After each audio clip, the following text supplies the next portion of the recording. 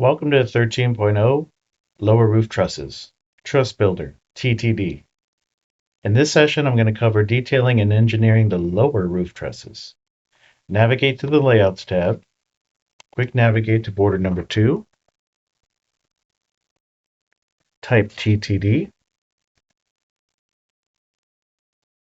and then let's expand this navigation pane. I can see that I have a couple of trusses that have failed here. These are 2.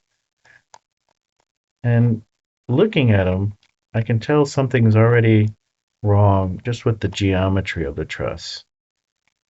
As you can see, it's a really small or very short truss, which doesn't make a lot of sense. If I look at T3, it's much larger. T2 gets a little bit smaller. T1 gets a little bit smaller. But T4 should actually be larger than T3. So we'll keep that in mind. Let's turn filters on, and for show the zone only, we'll say zone LRT, lower roof trusses. Okay. Here's our 2 failed ones.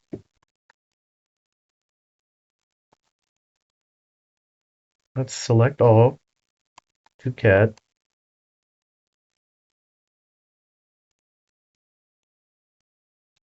And the first thing we want to do is we're going to fix these 2 trusses here.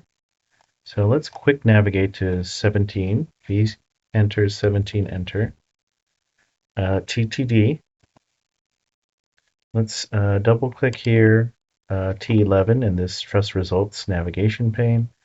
Go to material information and change this to 350-162-4350 LE. And also change the top and bottom quantity to double. And that resolves it to a point. Let's also try another method. Let's try changing the web pattern to type 4, hit keep. And now this is under 100% and therefore passing. So let's go ahead and hit update. That resolves this one. And border number 18, quick navigate to that. TTD, double click it in the truss results navigation pane. Let's change this to 350-162-4350 LE. And also change this to double and double. Okay. And then let's also change our web pattern to type 4. You only need to make that last change of the type pattern if your truss result doesn't result in 100% or lower. If it's higher, then you need to do that. But if it's already green and passing, don't worry about doing that. And click update. So let's resolve this last one here. Looking at all these trusses, they look like proper roof trusses, but looking at this one here, something seems wrong. Seems really small. So let's look for LRT T4 in layouts. And here I am. These are my lower roof trusses in border number 2, and I'm looking for T4. So here's T4. Got one T4 here and one T4 over here. So let's look at it in our 3D view. Based on what I just found in my plan view, this one right here, this little rectangle right there, should be more of a truncated truss shape, just like this one is. But it should be bigger than this one. As you can see, it tapers. It goes from small to a much larger truss, and then it should come up to T4, which is larger as well. So to resolve this, let's go back to truss point 2, our detail. Quick navigate to border number 4, TTD. We're going to right click this one and then go to truss height. And that's the issue right here. For some weird reason, structure has decided that this truss needs to be 4 inches. Well, that's not true. Doing a little bit of math and figuring out exactly how tall this should be, we need to change this value. It's definitely not 4 inches. So if I go back to layouts, I'm going to do a little investigation. I can see that I have this truss, these two trusses here, HN8, HN8, and T4. So let's look for HN8 in our model. HN8 would be this little pair right here. And the way this one works, if I go and find it here in our layout, in our details, HN8, HN8. Here's HN8. This is what it looks like. So several trusses sit below this big long top chord. So this location were marked by this green triangle, and this one, and this one, and this one are the 4 locations where our trusses are located below this top chord. So let's go back to layouts. Okay.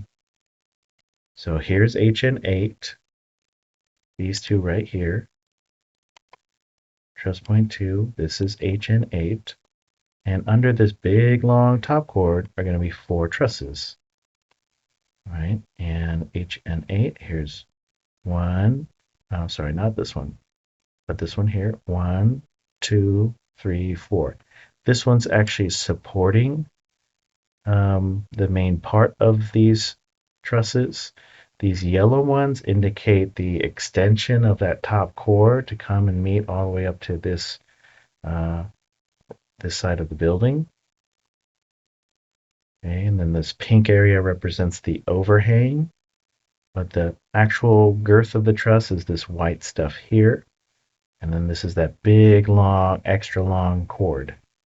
So if I were to select that and this and that and this and the pink stuff too,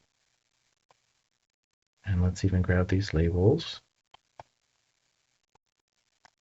Let's grab this one and this label and this one as well. I'm going to do a Control-C copy, go back to trusses, and I'm going to paste right here. Okay, just drop it right there. Okay, I'm just going to do this and demonstrate it for visual purposes only. Let's type in rotate. Select all of this, hit enter. We'll rotate it so it looks like that. And now this better represents what I'm looking at in the elevation view. So if I move this from here to about right there, okay, now I'm looking at these trusses in plan view whilst looking at it in elevation. So this, I drew a line from here to there. You can see where the truss becomes an overhang. And I draw a line from here to here. You can see where the truss ends. And then you can see over here, if I draw a line from here to here, that's where this top chord ends. Just going to undo to move that all back. So that this 4-inch truss that I have here actually sits right here, and it should be this tall. So if I do a linear dimension, and I dimension from this top of the triangle to this top of the triangle, and bring that dimension out this way, I can see that that should be 4 foot 4 3/4. So let's take all this and delete it. Let's go quick navigate to border number 4. Don't forget that number. TTD. Double click this. Truss height 4 foot 4 3/4. Keep. And now the truss is not only passing, but it looks of the correct shape. Let's click update. Now we're going to do our T3D. It's going to delete our old truss 3D. We're going to type in T3D once more, and we'll get an updated 3D truss model. Okay. So here's that problem truss we're talking about earlier. This whole entire truss was only 4 inches tall. Okay. But doing a little bit of math, we figured out exactly how tall it should be, which is 4 foot 4 3/4 inch tall. And that allows the top chord of HM8 to sit and rest on this top chord of whatever this one was called. Same thing on the other side. If I go back to truss point 2 and I type in TTD, change this back to 4 inches, we'll see what this would have looked like.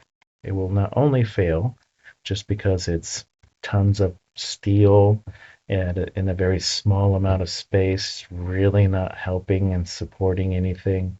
And hit update, and let's do T3D. And you can see what happens. So you're left with this little 4-inch tall truss that's not at all helping. It's not helping these two top chords, right? If I were to put some sheeting material on there, it would be lacking. If I'm missing this whole entire angled piece right here. It's just not correct. Okay. So I'm doing a little bit of investigation, a little teeny tiny bit of math, and understanding the difference between a plan drawing and an elevation drawing helps me to derive the correct height, which is taking the dimension from here to here. So visually understanding this whole thing as one 3D model is super handy as a designer. And sometimes the software can make mistakes. So let's do TTD, and let's change this back to 4 foot 4 3/4.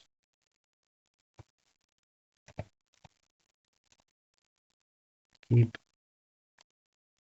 update, T3D, and that's what it should look like.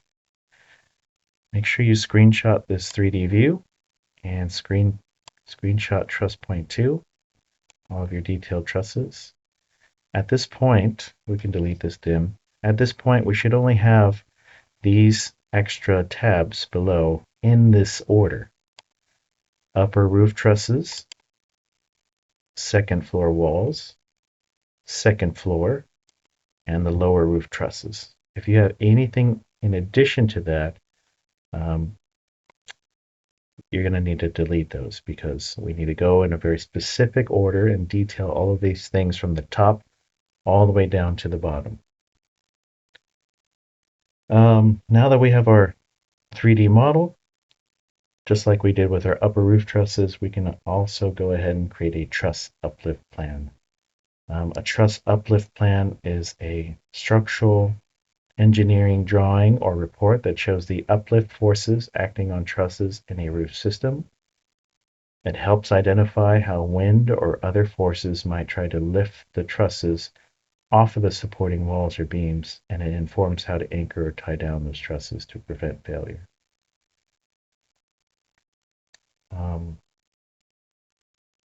Let's go to our layouts, zoom out.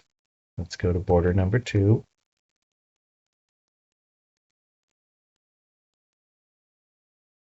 Type in TUP.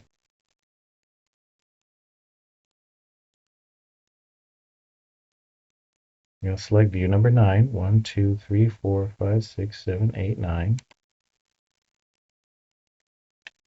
Note that not all trusses will have an uplift value shown, and this is due to the note placed in the top center. All values are over 0.225 kips are shown, and all other values are ignored. This value can be changed in TSET under the Options tab and then under Report Options. Currently have a minimum uplift value set to 250 pounds.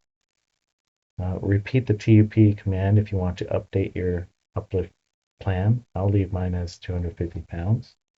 And from here, you can go ahead and take your screenshots and save the file. If you had any issues with this exercise, leave a comment below, and I'll see you guys in the next one. Thank you.